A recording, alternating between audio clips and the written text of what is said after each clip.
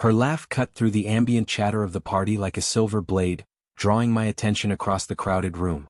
I wasn't supposed to be here. My invitation to Sterling Corporation's annual gala had come only after Jason from accounting fell ill. Yet there I stood, nursing a whiskey I couldn't afford when Caroline Winters entered my life. "You look absolutely miserable," she said, appearing beside me with 2 champagne flutes. She handed me one, taking my whiskey without asking. "This is a party, not a funeral." I accepted the exchange, momentarily speechless. Caroline Winters, PR director, office legend, woman who existed in a different stratosphere from financial analysts like me. Drake Remington, I finally managed, extending my hand. "I work in financial analysis, 3rd floor, cubicle near the water cooler." She smiled, her perfectly white teeth contrasting with her crimson lipstick. "I make it my business to know everyone, especially the quiet ones who watch everything." Her observation both flattered and unnerved me. I'd spent years cultivating invisibility, finding safety in being overlooked. Yet she'd noticed me. "Is my reputation that transparent?" I asked. "Transparent? No." She leaned closer, her perfume enveloping me like warm silk. "Intriguing is the word I'd use." The evening blurred after that. Caroline introduced me to executives I'd only glimpsed in elevators, laughing at my awkward jokes as though they were brilliant. With her by my side, doors opened. People remembered my name. I felt alive for the first time in years. As midnight approached, we found ourselves on the hotel's rooftop terrace. The city lights spread before us like fallen stars. "You're wasting yourself in that cubicle, Drake," she said, brushing her finger against my wrist. "I see potential in you. The right connections, the right presence, you could be remarkable." Before I could respond, a shadow fell across us. "Caroline, darling, monopolizing the fresh meat?" The man standing before us exuded wealth and power without effort. Tailored suit, heavy watch, eyes that assessed rather than observed. "Ralph?" Caroline's voice cooled noticeably. "I didn't realize you were still here." Ralph Maxell, the name clicked in my memory. Venture capitalist, rumored hostile takeover specialist, occasional feature in business magazines. "Wouldn't miss your performance," he replied, then turned to me. "Word of advice, young man. Our Caroline here collects people like some collect art, for display, status, and eventual profit." Caroline's laugh sounded brittle. "Ralph's still bitter I chose my career over being his trophy wife." "No, dear," Ralph replied softly. "I'm concerned you're still choosing prey over partners." The tension between them crackled, making me profoundly uncomfortable. Ralph nodded at me, then walked away. "Ignore him," Caroline squeezed my arm. "Bitter old men hate seeing others happy." I should have recognized the warning. Should have seen Ralph's concern for what it was. Instead, I chased Caroline's approval like a moth drawn to flame. 6 months later, I stood at the altar of St. Bartholomew's Cathedral, watching Caroline glide toward me in a gown that cost more than my yearly salary. The ceremony passed in a dream, her vows delivered with perfect emotion, mine stumbling but sincere. 200 guests I barely knew applauded as we kissed. During the reception, I stepped away to collect myself, overwhelmed by my sudden good fortune. That's when I heard her voice from behind a partially closed door. "He's perfect for my purposes, Estelle." Caroline's words floated through the gap. "Smart enough to be useful, malleable enough to be managed. Did you see how he looked at me during the vows? Like I hung the moon." A pause, then low laughter. "Oh please, it's not cruel if he gets what he wants, status by association with me. I get a devoted husband who won't question my methods. Everyone wins." I froze, heart hammering against my ribs. My instinct was to confront her, demand an explanation. Instead, I backed away silently, returning to the reception with her words echoing in my head. When Caroline found me minutes later, she slipped her arm through mine, leaning close to whisper, "There you are, husband.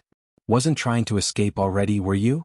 I looked into her eyes, beautiful, calculating eyes, and forced a smile. "Never." "Good," she replied, pressing a kiss to my cheek. "Because I have such plans for us, Drake. Such wonderful plans." I believe those plans included love. That night, surrounded by applause and congratulations, I buried my doubts beneath hope and desire. It would take 5 years to understand what I'd witnessed was not a momentary cruelty, but my first glimpse of the real Caroline Winters, a woman who saw me not as a husband but as an acquisition. 5 years passed like a slow-motion car crash, beautiful in its catastrophic unfolding, impossible to stop once set in motion. This morning I stood before the bathroom mirror, barely recognizing the man staring back.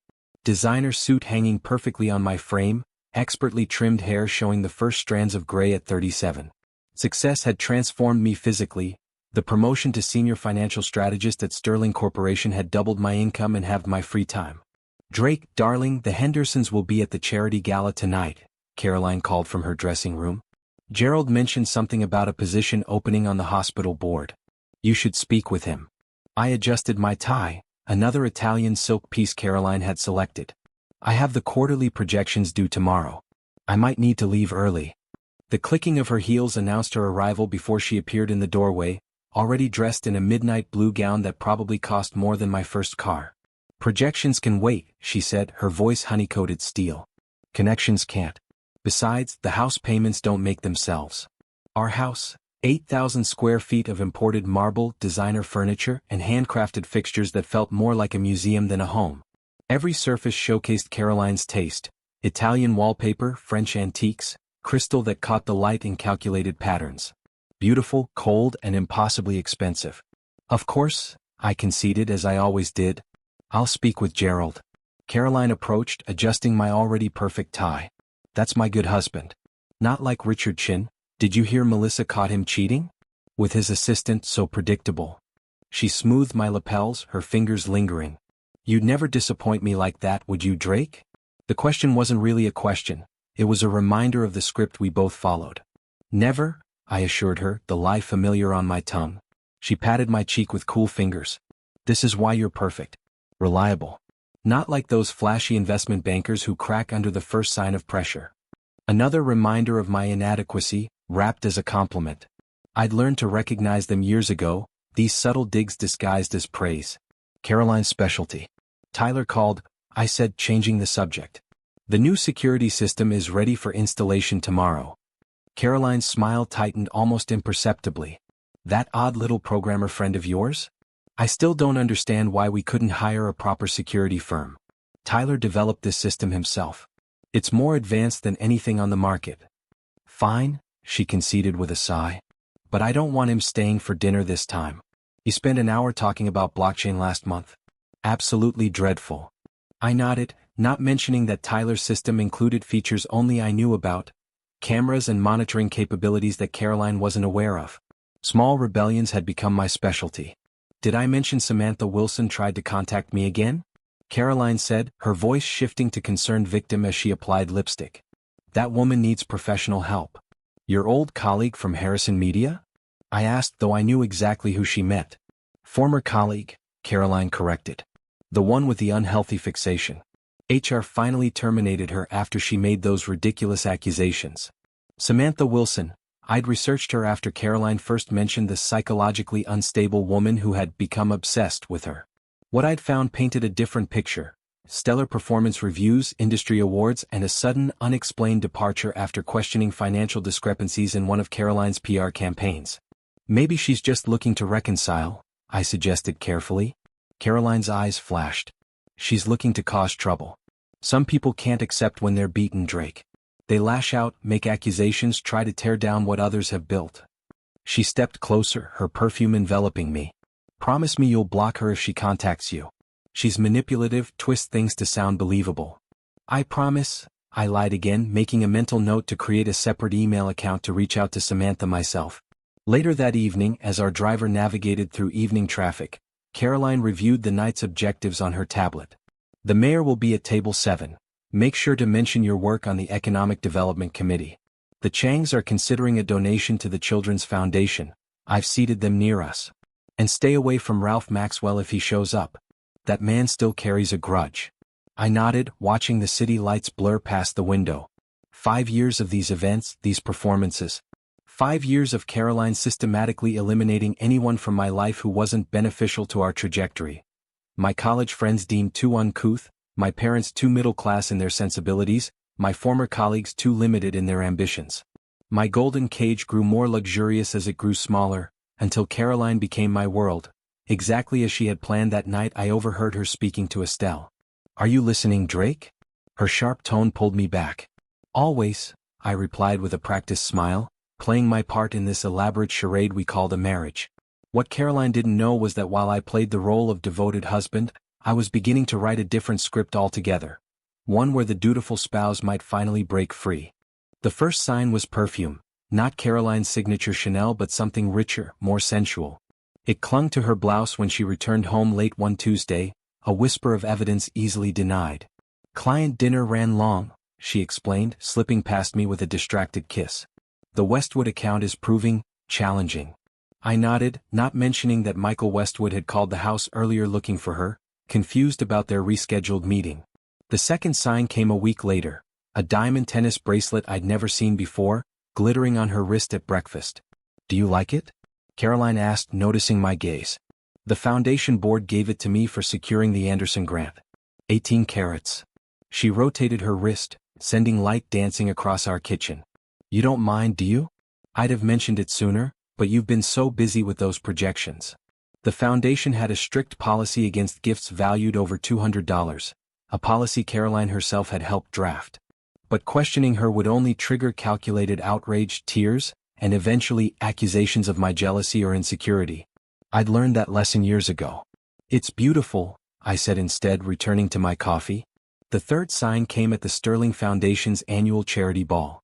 I was speaking with a potential investor when I caught sight of Caroline across the ballroom, standing closer than necessary to Martin Fox, CEO of Fox Industries and one of the city's most prominent businessmen.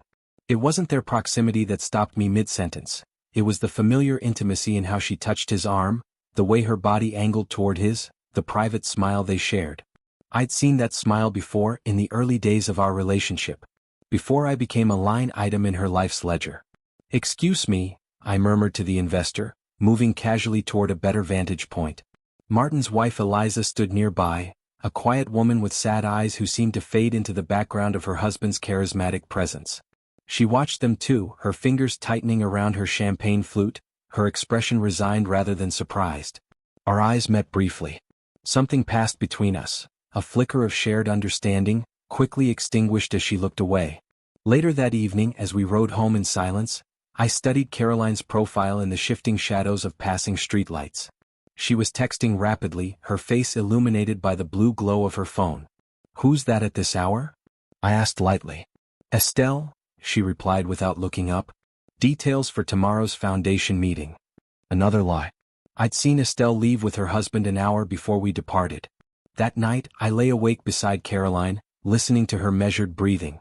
My mind replayed moments from recent months, her increasingly frequent emergency meetings, new jewelry appearing without explanation, hushed phone calls ending abruptly when I entered rooms.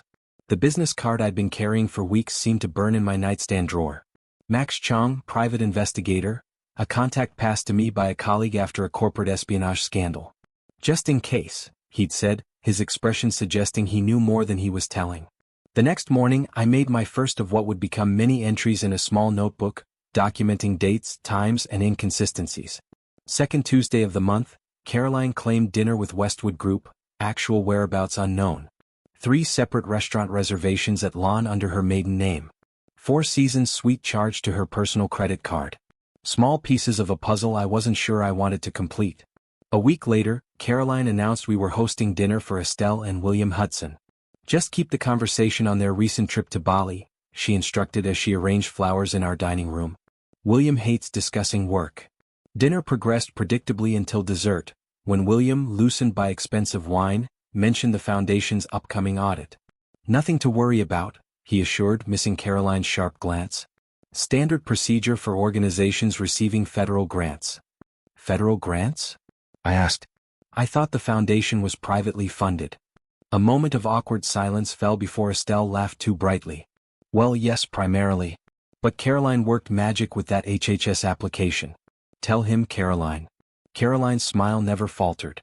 "Just diversifying our funding streams, darling. I mentioned it weeks ago, you must have forgotten." She hadn't mentioned it.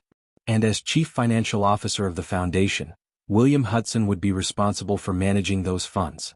That night, after our guests departed and Caroline took a sleeping pill, her usual solution for charity event stress, I slipped into her home office and accessed her computer.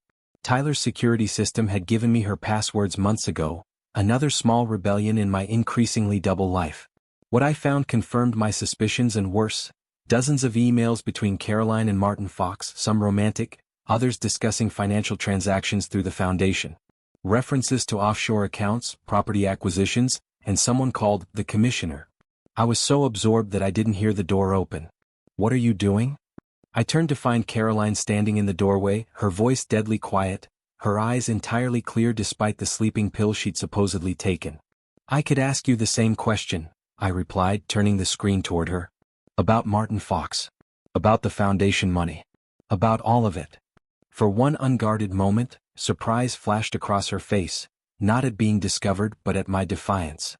Then her expression transformed, tears filling her eyes as she took a step toward me. "You're spying on me? After everything I've done for you?" Her voice broke perfectly. "How could you be so controlling? So paranoid?" And despite knowing better, despite the evidence before me, I felt the first flicker of doubt. Caroline had always been a masterful performer. Max Chang didn't look like I expected. Based on his gruff voice over the phone, I'd imagined someone older, harder, not the slim, fashionably dressed man sipping green tea across from me at an out-of-the-way cafe. "So you want me to follow your wife?" he stated, not a question. His eyes, steady behind rimless glasses, assessed me without judgment. "And her associate, Martin Fox." The word lover stuck in my throat. Chang nodded once. "Fox Industries CEO. Married to Elizabeth, Eliza Fox, née Whitmore. 2 properties in the city, vacation home in Aspen." At my surprised look he shrugged. "I make it my business to know the players. I need evidence of their relationship but also," I lowered my voice, "financial transactions. Specifically involving the Sterling Foundation." Chang's expression didn't change but his posture shifted subtly. That moves beyond marital surveillance into potential financial crimes territory. Different rate structure. I slid an envelope across the table. "This should cover 2 weeks. I need to know what I'm dealing with." What I was dealing with, as it turned out, was far worse than an affair. 7 days later, Chang met me in a park 3 neighborhoods away from my home. We sat on a bench overlooking a children's playground, 2 strangers watching the swings. "Your wife and Fox meet Tuesdays and Thursdays at the Four Seasons. Room registered to a shell company called Lazarus Ventures." He spoke without looking at me, his voice blending with the ambient sounds of laughing children. "But that's just the surface." He passed me a USB drive disguised as a car key fob. "The foundation is moving significant sums through a series of offshore accounts. Fox Industries makes matching donations that get routed back through property investments in developing areas before returning as grants to community projects that don't seem to exist." My stomach tightened. Money laundering. On a scale that suggests more than just tax evasion. Chang adjusted his sunglasses. "Someone powerful is protecting them. Records disappear, complaints get buried." "I tread carefully, Mr. Remington." I pocketed the drive. "Thank you." "Oh, Mr. Remington." The voice behind me froze my blood. I turned to find Eliza Fox standing there, elegant in a simple blue dress, large sunglasses concealing much of her face. Chang was already walking away, blending seamlessly into a group of tourists. "Mrs. Fox," I managed, standing awkwardly. "This is unexpected. You received my message then." Her voice was soft but steady. "Message?" She removed her sunglasses, revealing intelligent eyes that held none of the fragility I'd noticed at the gala. "The text about your wife's bracelet. I sent it from an untraceable number." The anonymous text that had led me to hire Chang, I'd assumed it came from someone at Sterling who'd noticed the affair. "That was you?" I asked, struggling to realign my understanding. "Why? May I?" She gestured to the bench. When I nodded, she sat, her posture perfect. "Martin isn't just cheating with your wife, Mr. Remington. He's using her, using your foundation, to clean money for people who would kill to protect their interests." The playground suddenly seemed sinister, the laughter discordant. "What people?" "The kind that don't appear in annual reports." Eliza's hands, clasped in her lap, were the only indication of her tension. "Martin has connections to organized crime through his construction companies. The foundation provides legitimacy, the perfect vehicle for making dirty money clean." My mind raced. "How long have you known?" "Long enough." Her smile held no humor. "I've been gathering evidence for nearly a year. But Martin keeps financials compartmentalized. I needed access to the foundation's records." "Why tell me this? Why not go to the authorities?" "The authorities?" Her laugh was brittle. The commissioner oversees half the departments that would investigate. And I've learned that powerful men protect each other, Mr. Remington.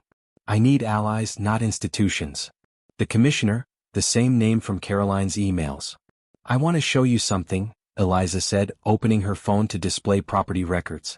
Every major foundation project corresponds with land acquisitions by shell companies. They're laundering money and creating a real estate portfolio simultaneously. Project Lazarus, I murmured, recognizing the pattern from Caroline's emails. Eliza's eyes sharpened. You've seen it mentioned? In communications between my wife and your husband. She nodded. It's their code for the overall operation. Biblical, the man returned from the dead. Like their money. We sat in silence, two betrayed spouses connected by circumstances neither of us had chosen. I have something that might help, I finally said. Access to my home's security system. My friend Tyler installed it. He's a programming genius currently living under a different name after my wife falsely accused him of stalking. Another of her victims, Eliza noted. One who might be motivated to help us. He could break encryption on the files we need. And I have banking records Martin doesn't know I've copied. Eliza replaced her sunglasses. We need to be careful. They're already suspicious. Caroline suggested I see a therapist when I mentioned strange charges on our accounts.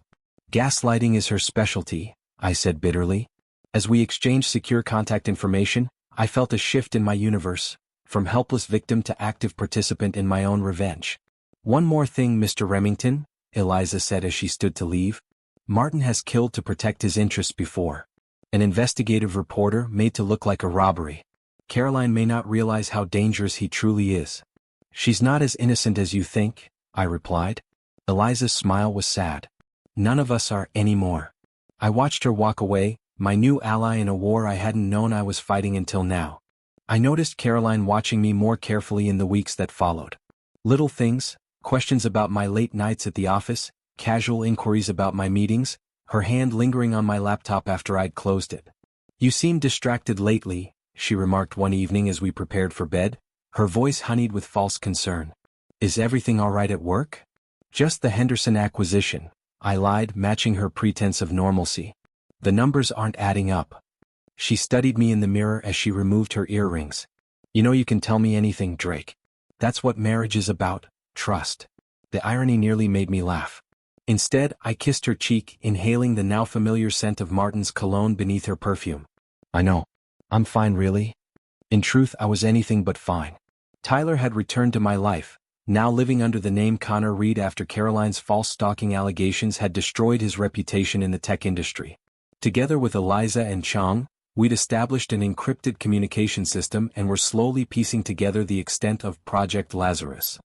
What we discovered was staggering. Millions flowing through the charity kicked back through shell companies, property deeds changing hands multiple times to obscure ownership, all leading back to three primary beneficiaries: Martin Fox, the mysterious commissioner, and my wife. I'd installed monitoring software on our home systems, recording Caroline's every digital move. The cameras Tyler had hidden throughout our house captured her late-night calls, her meetings with Estelle Hudson, her private moments reviewing documents she never left unattended. Then came the text from Eliza that changed everything. Urgent meeting. Milano's Cafe. 2 p.m. I found her in a corner booth, her face pale, eyes red-rimmed. Before I could speak, she pushed a folder toward me. She came to see me yesterday, Eliza said, her voice barely above a whisper. Your wife. Cold dread settled in my stomach. What did she want? To warn me. Eliza's hands trembled slightly. She knows, Drake. About my time at Lakeside Psychiatric Facility 10 years ago. My breakdown after my parents' death. I opened the folder to find medical records, psychiatric evaluations, medication lists. She said if I didn't help her, she'd make sure everyone knew I was dangerously unstable. That Martin would get full custody of our assets in the divorce. Tears filled her eyes. She wanted me to set you up. To get you to meet with me somewhere private, where Martin could talk some sense into you. And you agreed, I stated, understanding immediately. Eliza nodded, wiping away a tear. I had to make her believe I was terrified enough to comply. She wants me to text you tonight to claim I've found something critical about Project Lazarus. I'm supposed to tell you to meet me behind Milano's at 10, where the delivery trucks park. My mind raced. And Martin will be waiting. With others? I heard her on the phone after she thought I'd left. Eliza's eyes met mine. They're not planning to just scare you, Drake. They mentioned making it look like a mugging gone wrong. For a moment, the cafe seemed to tilt around me, the casual brutality of it, the ease with which Caroline had shifted from manipulating me to planning my murder. We need to use this, I said finally, pulling myself together. If they think you've succeeded, we can set our own trap. How? They'll kill you the moment you show up. Not if we're ready for them. I texted Tyler our new plan, then reached for Eliza's hand. Send the message tonight as Caroline instructed. I'll arrive at Milano's but with precautions in place. That night, as Caroline prepared for what she called a foundation emergency meeting, I noticed her unusually good mood. She hummed as she applied her makeup, checked her phone repeatedly with small smiles. Don't wait up, she said, kissing my cheek with artificial affection. This donor situation could take hours to resolve. Good luck, I replied, watching her reflection in the mirror. I hope you get exactly what you deserve tonight.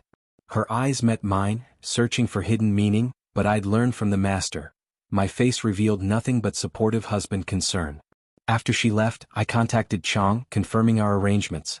Tyler activated the tracking device in my watch and tested our communication system one final time.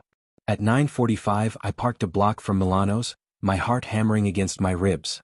The service alley behind the restaurant was poorly lit, dumpsters creating shadowy recesses perfect for an ambush. In position, Chang's voice came through my nearly invisible earpiece. 2 men with Fox waiting by the back door. Armed. I took a deep breath, checking that the recording device was working. Everything we needed, confession, accomplices, evidence of intent, would be captured if this worked. Eliza? I asked softly. Watching Caroline, she confirmed. She's in her car around the corner. Taillights off. Of course Caroline would want to witness it herself. To make sure the job was done properly. I'm going in, I said, stepping from my car into the cool night air. If anything happens. We've got you, Tyler assured me. Besides, Chang used to be special forces. Those guys don't stand a chance. I wasn't nearly as confident as I walked toward the alley, knowing my wife was somewhere in the darkness, waiting for me to die. Consciousness returned in fragments, antiseptic smell, the rhythmic beep of monitors, dull pain pulsing beneath a haze of medication. I blinked against harsh light, trying to piece together my surroundings. Not a hospital. The room was too luxurious, the equipment too new, the silence too complete. Welcome back to the land of the living, Mr. Remington. I turned toward the voice, wincing as pain shot through my ribcage. Ralph Maxwell sat beside my bed, looking exactly as he had 5 years ago at that fateful corporate party. Impeccable suit, calculating eyes, an air of controlled power. Where am I? My voice emerged as a rasp. My private medical facility. He poured water from a crystal carafe. 3 fractured ribs, moderate concussion, internal bleeding, now controlled. You've been unconscious for 26 hours. Memory crashed back. Martin Fox's face illuminated in the alley's dim light, his 2 enforcers pinning my arms, the first brutal blow to my stomach. Chong, I started. Is fine. He extracted you after collecting sufficient evidence. Quite impressive for a former intelligence operative. Ralph helped me sit up slightly. Your wife believes you're still in that alley. Or perhaps in the river by now. You know about Caroline? Ralph's smile held no warmth. I warned you about her if you recall. Though even I underestimated her capacity for ruthlessness. He adjusted my foredrip. I've been monitoring her activities, and yours, for some time. I studied him through the fog of pain. Why? Martin Fox destroyed my family's shipping business 15 years ago. Hostile takeover, falsified environmental violations, mysterious dock accidents. Ralph's voice remained calm, but his eyes hardened. My father didn't survive the bankruptcy. Heart attack 3 weeks later. So this is about revenge. I prefer to call it justice. Strategic justice. He crossed his legs. Fox and I have unfinished business, but I needed the right leverage. Your investigation provided that opening. I processed this information slowly, my mind still clouded. The recording. Safe. As is the testimony from Eliza Fox about your wife's threats. Ralph leaned forward. But court proceedings are messy, public, and ultimately unsatisfying. I propose a more comprehensive solution. What kind of solution? The kind that leaves Caroline and Martin penniless, disgraced, and facing federal charges, without risking any potential complications from corrupt officials. He handed me a tablet displaying a complex flowchart of companies, assets, and connections. With your financial expertise and my resources, we can dismantle their empire piece by piece. The plan was elaborate but brilliant, using shell companies to gradually acquire controlling interest in Fox Industries while simultaneously exposing the Foundation's financial irregularities through untraceable channels. How long would this take? I asked. 6 months, perhaps less. During which time you'll need to transform yourself. Ralph gestured to my battered body. Not just physically but mentally. Caroline defeated the man you were. To beat her, you need to become someone else. Over the following weeks, as my body healed, I underwent a metamorphosis under Ralph's calculated guidance. Despite my injuries, I began training with a former military specialist. Combat techniques, strength conditioning, pain management. A corporate attorney taught me the intricacies of hostile takeovers and shareholder manipulation. I studied Caroline's patterns through surveillance Chang had installed, watching her false grief transform into irritation as she explained my unexpected business trip to acquaintances. She and Martin accelerated their plans, unaware that we were monitoring every move. Fox Industries lost 6% today, Ralph announced one morning, dropping a newspaper beside my breakfast. Our third-quarter acquisition of subsidiary voting shares is complete. We now control 11% through various fronts. Caroline's getting suspicious, I noted, reviewing the overnight surveillance report. She asked Estelle if Sterling's financial audit seemed unusual. Estelle Hudson is having doubts of her own. Ralph showed me an email intercept. She's created encrypted backups of all Foundation transactions. Insurance, I suspect. By the third month, I barely recognized myself in the mirror. Leaner, harder, my eyes now holding the same calculating coldness I'd once seen in Ralph's. The passive financial analyst had been replaced by someone willing to fight with Caroline's own weapons: deception, manipulation, and ruthless determination. Chang brought news that altered our timeline. They've discussed eliminating you permanently if you become a problem upon your return. Fox used the phrase loose ends several times. That night, I accessed our home security system remotely, listening as Caroline spoke to Martin in our living room. It's been 3 months, she complained, pacing across marble floors I'd paid for. The bank is asking questions about the joint accounts. Patience, Martin replied. The commissioner says your husband's visa activity shows he's still abroad. If he returns and starts digging, then we deal with it, Caroline's voice hardened. I didn't come this far to let Drake's inconvenient conscience ruin everything. I closed the laptop, turning to Ralph. It's time. You're still healing, he cautioned. And they're getting desperate. I began collecting the documents we'd prepared. Caroline's telling everyone I'm on an extended international assignment. She expects a compliant husband to return, if one returns at all. Ralph studied me carefully. And what will she get instead? I met his gaze steadily. Someone who learned from the master of manipulation. Someone ready to play her game and win. 3 days later, I stood outside the home Caroline and I had shared, key in hand, preparing to resurrect myself in the life she thought she'd erased me from. I entered our house at precisely 7:30 in the evening, choosing a moment when I knew Caroline would be home. The familiar scent of her expensive candles filled the foyer as I set down my suitcase with deliberate noise. Caroline? I called out, my voice steady. The sound of breaking glass came from the kitchen, followed by hurried footsteps. She appeared in the doorway, her face a masterpiece of shocked surprise. Drake. Her voice trembled perfectly. Oh my God. She rushed toward me, arms outstretched for an embrace I had no intention of returning with any real feeling. But I played my part, wrapping my arms around her slender frame, noting how easily I could now break her if I chose. Where have you been? She demanded, pulling back to examine me. I've been worried sick. The police said there wasn't enough evidence of foul play to investigate. I'm sorry for worrying you, I interrupted, the lie flowing easily. The Sullivan acquisition in Singapore required complete confidentiality. No outside contact. I touched her cheek gently. I sent you emails explaining. You didn't receive them? Confusion flickered across her face, the first genuine emotion I'd seen. My fabricated emails provided a narrative she couldn't dispute without revealing she'd monitored my accounts. No, nothing came through. Her eyes narrowed slightly, assessing me. You look different. I smiled. 3 months of 18-hour days changes a man. She stepped back, taking in my transformed physique, the new confidence in my posture, the tailored suit that rivaled her own carefully curated wardrobe. I could see calculations running behind her eyes, reassessing the situation, adjusting her strategy. "You must be exhausted," she said finally, leading me into our living room. "Let me get you a drink. You can tell me everything." As she poured whiskey at the bar, her back to me, I watched her slip something from her pocket, likely alerting Martin to my unexpected return. I pretended not to notice, instead surveying the room as though reacquainting myself with forgotten luxuries. "The house looks wonderful," I remarked. "You've been managing everything perfectly in my absence." "It hasn't been easy," she replied, handing me the drink with a practiced smile. "The foundation has been demanding. And I missed you terribly." I sipped the whiskey, noting she'd poured from the decanter we reserved for guests, not the bottle I preferred. A precaution I'd anticipated. I'd been taking small doses of various compounds under Ralph's doctor's supervision to build immunity to common sedatives. "To homecomings," I toasted, drinking deeply to show my trust. Relief crossed her features for a millisecond. "To homecomings." Over the next weeks, I eased back into my life with careful precision, playing the role of oblivious husband while gathering information. Caroline maintained her pretense of devoted wife, though I caught her studying me when she thought I wasn't looking, puzzled by subtle changes in my behavior. "The board is impressed with your work on the Sullivan deal," she mentioned one evening over dinner.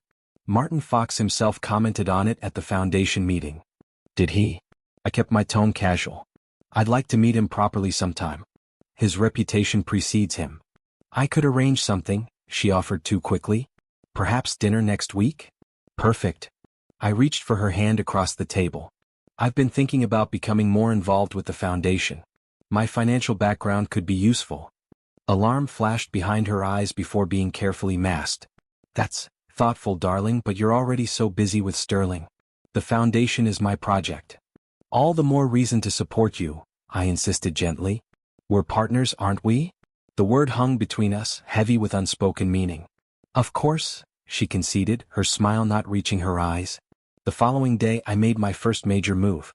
At Sterling Corporation's executive meeting, I announced a personal donation of $2 million to the foundation's upcoming children's hospital project.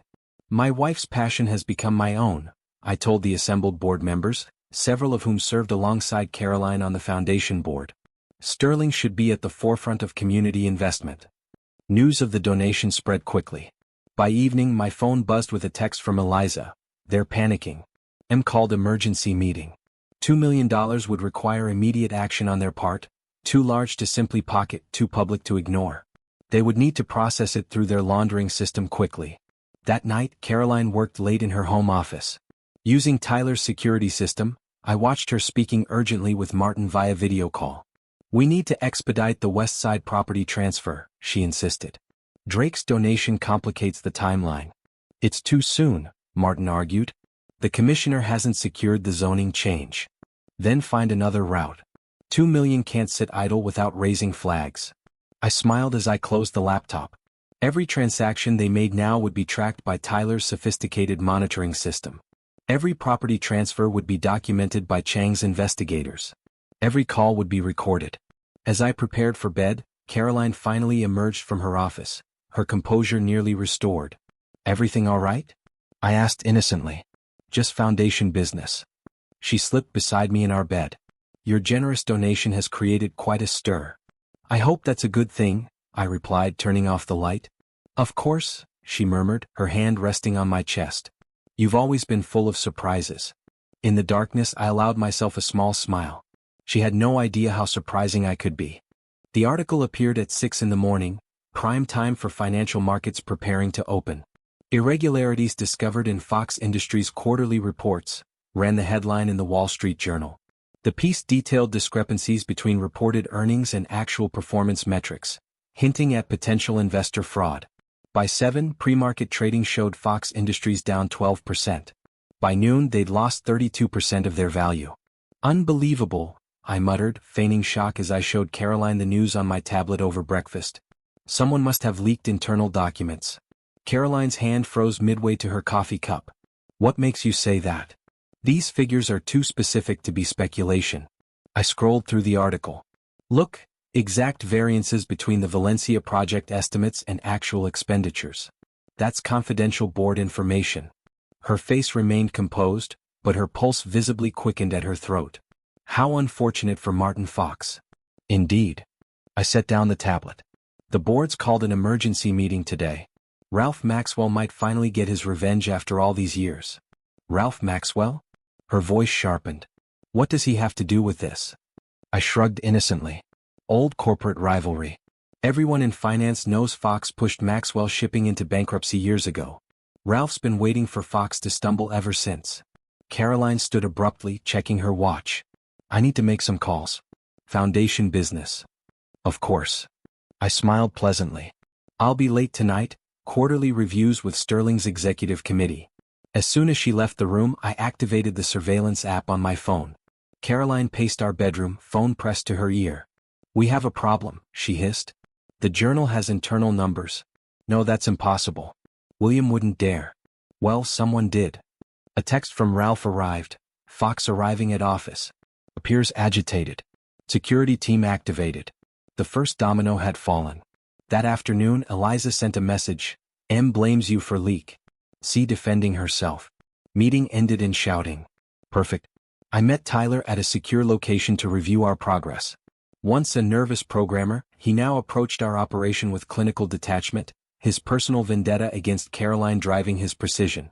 The Foundation's encrypted server had unusual activity last night, he reported, showing me access logs.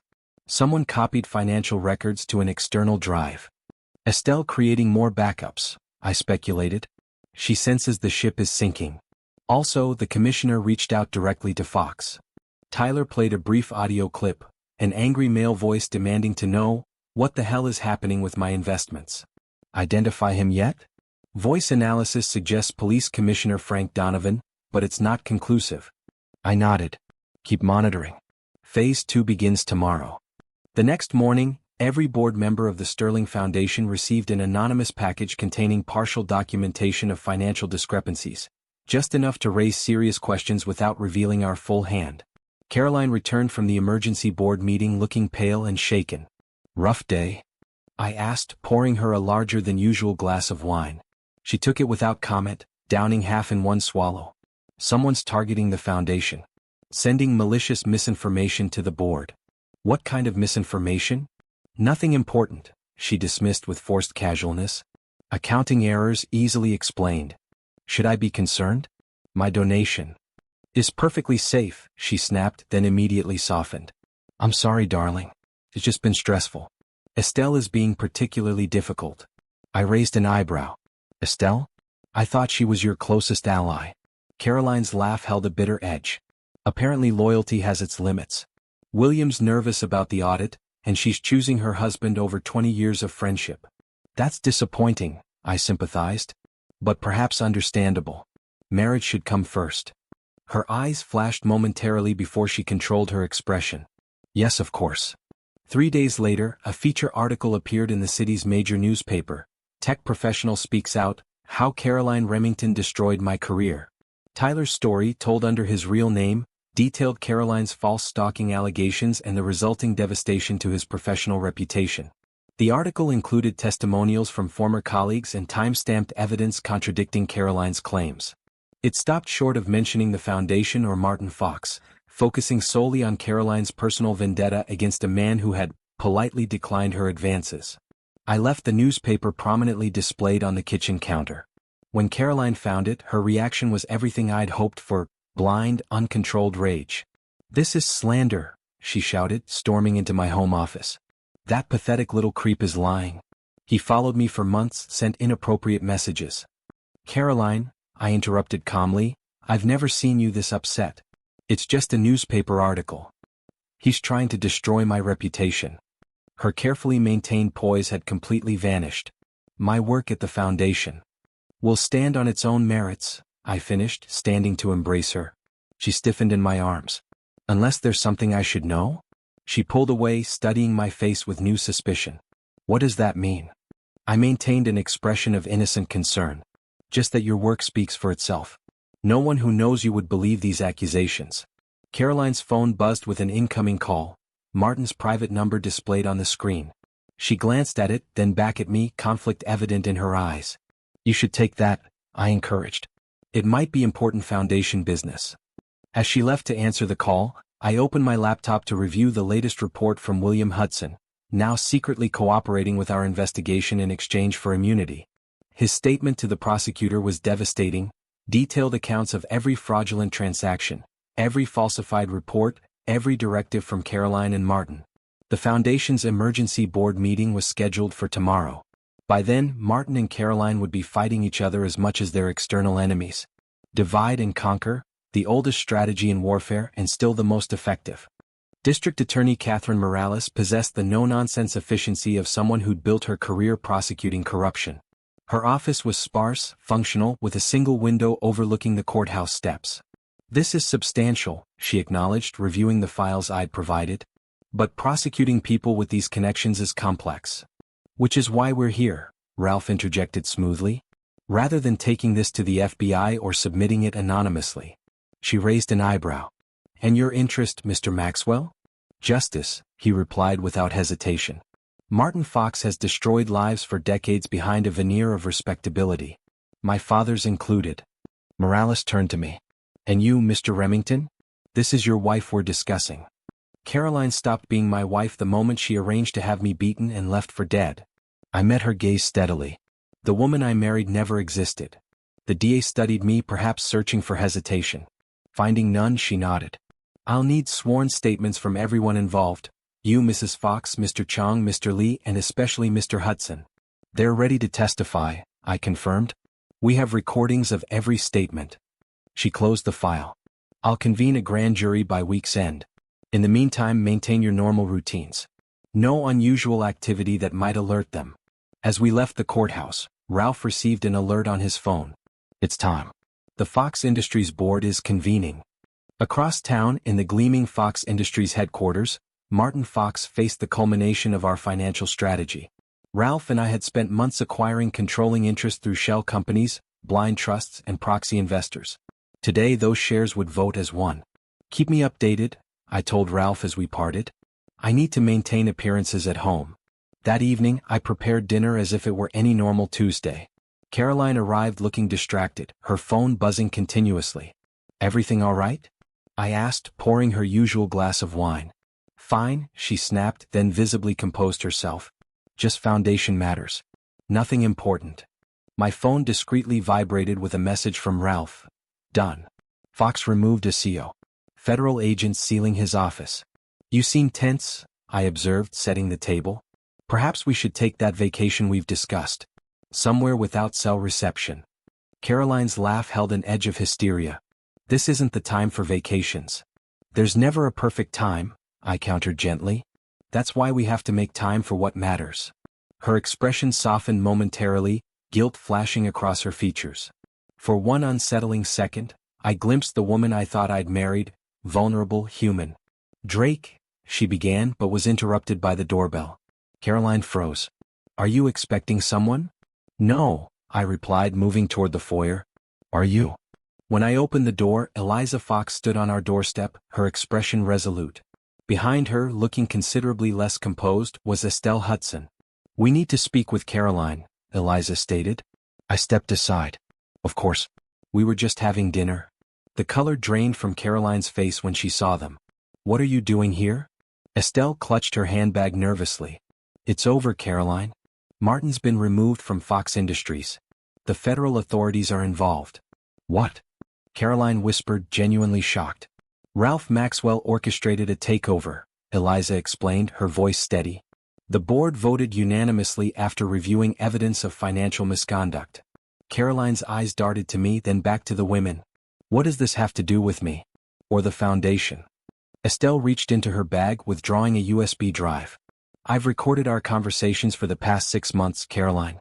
Every planning session, every discussion about reallocating funds, every threat against William if he didn't cooperate."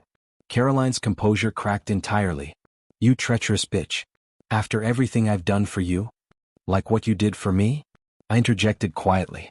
She turned, truly seeing me perhaps for the first time since my return. "What are you talking about?" "Milano's back alley. 3 men. Martin's order to make it look like a mugging gone wrong." I touched my side where the ribs had healed. "Ring any bells?" The blood drained from her face. "You Survived? Yes.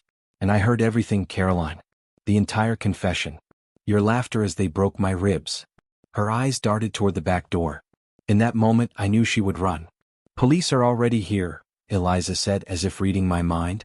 Front and back. As if on cue, knocking echoed through the house. Police? Open up. Caroline bolted toward the kitchen, desperation overriding reason. I let her go, knowing what awaited her. She grabbed her keys from the counter, slipped through the back door, and disappeared into the night. She's running, I told the officer who entered. Black Audi sedan heading east most likely. We'll apprehend her, he assured me, radioing the information. You have the arrest warrant, Detective Morales? The woman who stepped forward wasn't the uniformed officer I expected, but the district attorney herself, flanked by 2 federal agents. Mrs. Remington isn't our only target tonight, she explained, handing me a document. Martin Fox was arrested at his office an hour ago.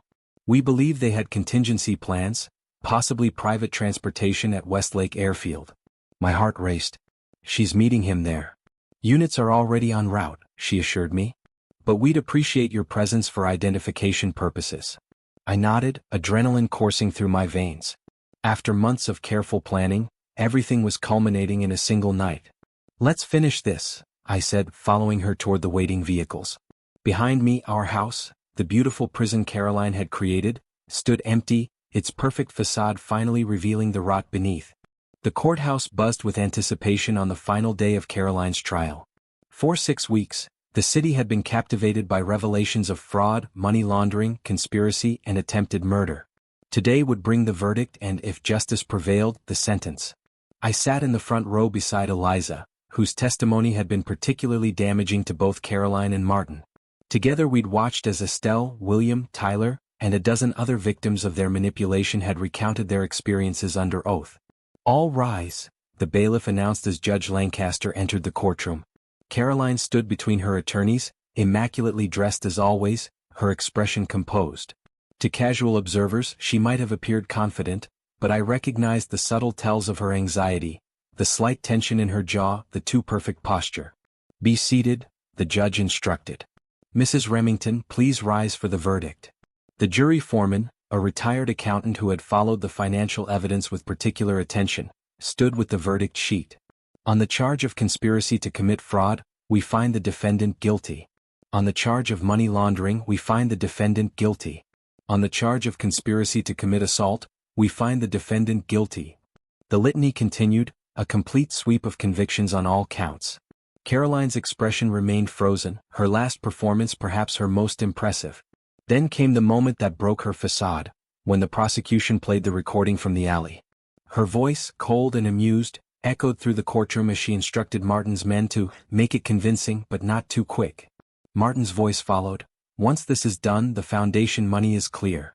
The commissioner has the zoning changes ready, and Project Lazarus will double our investment within 18 months. For the first time, the jury saw Caroline's mask slip completely, her eyes widening in disbelief that she'd been caught in her own carefully woven web. Judge Lancaster's voice pulled me back to the present. 25 years in federal prison without possibility of parole. Caroline turned, her eyes finding mine in the gallery. The hatred in her gaze might once have intimidated me. Now I met it steadily, feeling nothing but a hollow sadness for the wasted potential, the brilliant mind that had chosen manipulation over creation. Outside the courthouse, reporters swarmed with questions about my plans to sue for damages. There will be no civil suit, I announced. Instead, I'm establishing the Transparency Trust, a foundation dedicated to supporting victims of psychological and financial abuse. Will you seek any of the recovered assets? A journalist called out. No. Those funds will be redirected to the legitimate charities that were exploited. Eliza stepped forward beside me.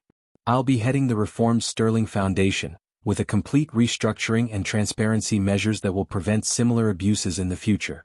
And I'll be developing software to identify financial irregularities in nonprofit organizations, Tyler added, comfortable in the spotlight for the first time since Caroline had destroyed his reputation.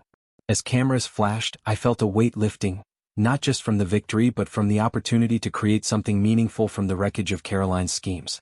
1 year later, I sat across from Caroline in the visitor's room of the Federal Correctional Institution.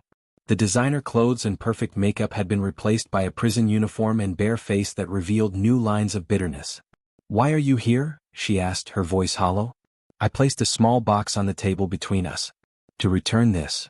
She opened it to find her wedding ring, the diamond catching the harsh fluorescent light. "Your story has become a case study at 3 universities," I told her. "Psychology departments are particularly interested in the patterns of manipulation you employed." A small, sick smile crossed her lips. "Famous at last." "Infamous," I corrected gently. "But perhaps educational. Your methods might help others recognize similar predators." "Is that supposed to comfort me?" Her bitterness was palpable. "No. Nothing could comfort someone who views human connection as merely transactional." I stood to leave. "This is goodbye, Caroline. I wanted closure not for you but for myself." Her facade cracked momentarily, revealing a flash of the loneliness that perhaps had always driven her. "He was going to kill me too, you know, Martin. At the airfield. He had a gun." "I know," I replied. "The police report was thorough." Her eyes narrowed.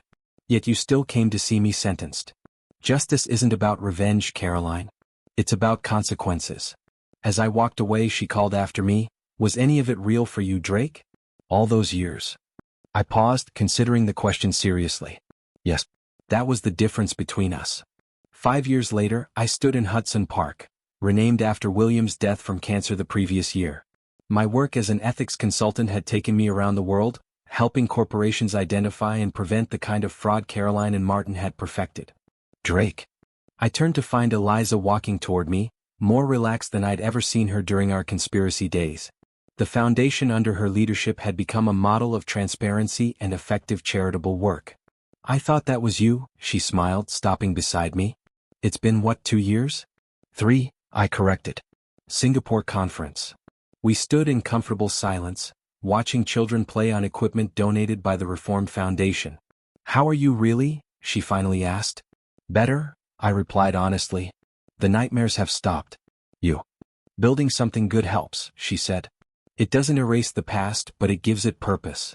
As afternoon light filtered through the trees, we talked as actual friends for perhaps the first time, not co-conspirators bound by common enemies, but 2 people who had survived similar storms. "Coffee?" she suggested as shadows lengthened. "I'd like that." We walked together toward the park exit, our pace unhurried. The future, for once, didn't require strategic planning or defenses, just the simple choice to move forward step by honest step.